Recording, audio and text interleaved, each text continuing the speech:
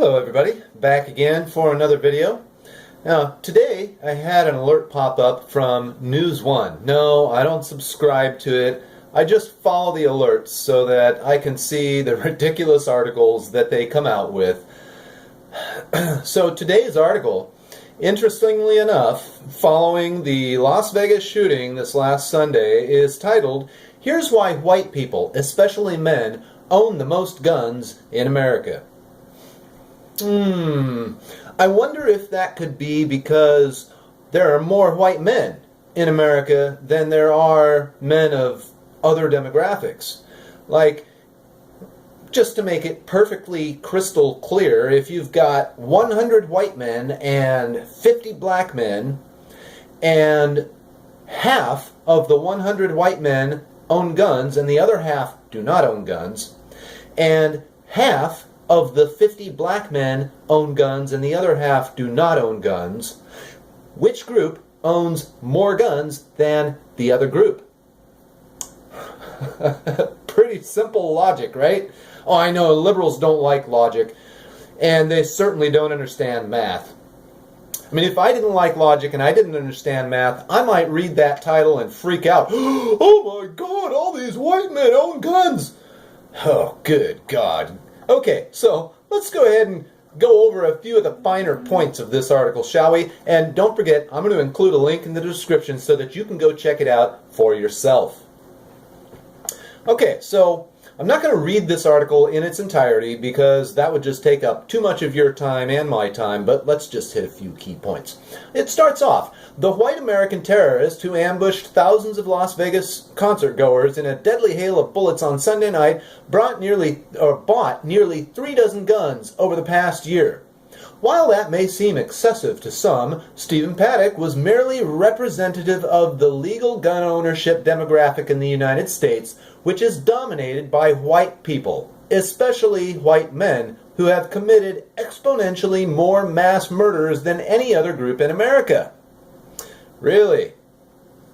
Now there's a couple of ideas in that sentence alone, so let's just take that sentence and break it down and see if we can't identify some truths and separate those from some untruths in this sentence. Okay, let's read it again. See if I can catch up to where I was. Okay, well, instead of reading it over again, let's just hit the highlighted points that I wanted to highlight. Now, he bought 3 dozen guns over the past year, okay? I don't know how you could do that. He must have bought one every 10 days because, well, maybe it's not the same in every state, but in California, there's a 10-day waiting period between the time that you fill out the paperwork and the time that you can go into the gun store and collect your weapon. So he must have been hitting it right on, buying as many guns each month as he could. I don't have a calculator in front of me, and frankly, I really do suck at math, so I'm going to let you break that down and see how that might work. Maybe he didn't buy them in California. Maybe he bought them all in Nevada and they have different state laws. I don't know. So, is that excessive? I mean, for a person to have 30 or more guns, I forget how many were found in the hotel, but I believe it was more than 30. I think it was 40 plus. Now, yes, I would consider that excessive. On the other hand, consider that Paddock was rich. What if he liked guns? There are people that have a hobby of gun collection. People with money who also like guns tend to want to collect them. Different types of guns from different time periods, maybe from different countries, different wars, etc. There are people out there who do like to collect guns. Now, is that excessive? I wouldn't call it excessive. I would call that person a collector. Wouldn't you? I mean, there was one point in my life where I woke up and I think I was like 20 years old, and in my tiny little apartment I had no less than 19 guitars strewn all over the place. I had a little trail going through my living room where I could walk in between everything. Now, was that excessive? A little bit. I even thought so. I was like, good grief, I got to get rid of these things. I didn't own all of them. Some of them were loaners, some of them were gifts, some I had bought at thrift shops and yard sales and things like that, just to tinker around with, play with, and fix up and resell. but it got to be kind of a mess. So this guy must have had, room to place and care for all these guns. Maybe. Who knows? Let's go on with the next part of this sentence. Paddock was merely representative of the legal gun ownership demographic in the United States, which is dominated by white people, especially white men. Now, how many white men do you know that own 30 plus guns? Is that really representative of... Okay, now let's just take white men only. Exclude everyone else and just take only white men. Is that representative of the demographic of white men who own guns? Is that an average that I should go by? That on average, white men who own guns own 30 plus guns? I don't think so. I think that is a blatant lie.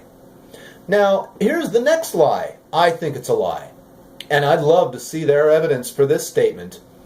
Especially white men who have committed exponentially more mass murders than any other group in America. I guess if you exclude government, then maybe, just maybe, you could make that claim stick. But if I recall correctly, they are calling this shooting the worst one in U.S. history. If I recall correctly, they did the same in Orlando at the Pulse nightclub. They called that one the worst shooting in U.S. history. Now, what would top that? Let's say around, let's just throw a number out there. How about 73? Now, if 73 people died in a mass shooting, would that one be called the worst mass shooting in United States history? Well, then why aren't they calling Waco the worst mass shooting in the United States history? Oh, right. I almost forgot, because that was done by government, not your private citizen. Wow. So, let me get this straight. These mass shootings are committed by exponentially more mass murders by white men. Okay, I wonder, well, the group of men that killed those 73 people in Waco, Texas, were probably largely white. Okay, so are you going to tell me that you're going to include those people? No, they're not including those people. They're not including those government agents who happen to be white who shot 73 people in Waco, Texas. They're not going to include that demographic. Naturally, because the media is, kind of in bed with the government. Well, let's go ahead and move on. So, I'm curious, and I want to know if you guys are curious as well. That phrase, especially white men who have committed exponentially more mass murders than any other group in America. I'd love to see the evidence to support that, because I don't think there is any. It goes on. About 36% of white Americans said they had at least one gun, according to Pew Research Center report on U.S. gun ownership that was published in June. So what? That's roughly over a third of white men in America that own guns. And I think it's probably more than that. I think there are probably a lot of people that own guns that aren't going to tell you what they have. I sure wouldn't. Okay, next highlight. Well, let's go down further in the article, and let's look at the next sentence that I wanted to talk about here. They are telling us that more black people are suddenly arming themselves in response to Trump's election and the general bent of white supremacist racism against blacks in the United States. That's why more people are arming themselves. Well, it's funny, because if I recall the last few instances of black mob violence looting, what were they looting? I mean, the only two items I saw them looting were shoes and guns. So yeah, they're walking into gun stores to arm themselves because they're afraid of white supremacists. No, they're not. Bullshit. Okay. So this video is already on 10 minutes. I just wanted to put a little rant out there, have you guys read the article that's linked into the description below, and see if you can conclude what's going on here. Am I crazy in asserting that there is a definite anti-white male bias going on in the news media, and that perhaps this could be a dangerous thing? Maybe the media is inciting violence against a particular group for a political agenda, namely to disarm that particular group being the vast majority of victims of this liberal white terrorist. Yes, I'm sorry, Paddock was a Hillary supporter, not a Trump supporter. The victims were largely Trump supporters, not Hillary supporters, which brings me to one last point. I think the left realizes it messed up by targeting Trump supporters. I think in order to disarm the armed white population in America, who are largely conservative and Republican, who fall on the right rather than on the left, I think they messed up by targeting them. Because if I were an outside objective observer, and I saw that action, and then I heard the media start hammering down on gun confiscation in the United States, and we got to get guns out of the hands of crazy people, I'd say, well, now, wait a minute. It's not the right that's going around murdering people. It's not conservative Republicans. It's you loony lefties going around murdering people, so why don't you line up first and give your guns away? I think they realize they messed up by doing that, and so I'm going to predict that the next attack is going to target liberal lefties. And they're going to try and paint the perpetrator as a right-wing loony. Which, I'm not saying there aren't any of those. Yes, there are, absolutely. But it just seems to be disproportionate, you know. Disproportionately high violence on the left compared to the right.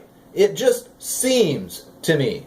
Now, I know I'm going to get a lot of hate for this video. I'm going to get people making death threats against me for this video. I'm going to get people calling me Nazi, white supremacist, alt-right. I can't think of the rest of the list, but it's getting longer by the day. Frankly, this kind of article makes me nervous as a white guy to go out, right? I've already been called racist to my face. I've already been called a Trump supporter. And if you know anything about me, you'll know that I'm the furthest thing from a Trump supporter. I'm an anarchist. Trump is a politician. I don't support politicians. None of them. Not even Republican ones.